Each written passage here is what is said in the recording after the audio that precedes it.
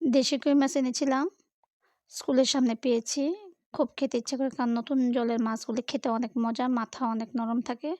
ভেজে নিলাম পেঁয়াজগুলি। পেঁয়াজের সাথে একটুখানি মেথি দিয়েছি আজকে। মেথি, পেঁয়াজ কুচি এবং তেজপাতাগুলি ভেজে নেওয়ার পর একটু টমেটো দিয়ে দিলাম। টমেটো গলে আসার পর দিয়ে দিলাম মসলাটা।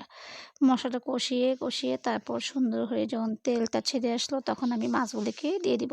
তোমরা অনেকে ভাববে হয়তো বলবে আমি কালো কড়াইতে আসলে আমার এটা কড়াইটাতে রান্না করতে অনেক ভালো লাগে। আসলে আমার যা আছে তাতেই আমি করি এবং সেটাই আমি ভিডিও করে তোমাদেরকে দেখাই। তোমরা কে কি মনে করো সেটা জানি না। তবে যদি ভালো লেগে থাকে অবশ্যই কমেন্ট করবে।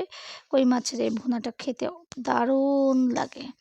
গরম ভাতের সাথে কই মাছের ভুনা প্রচণ্ড পরিমাণ পছন্দ আমার।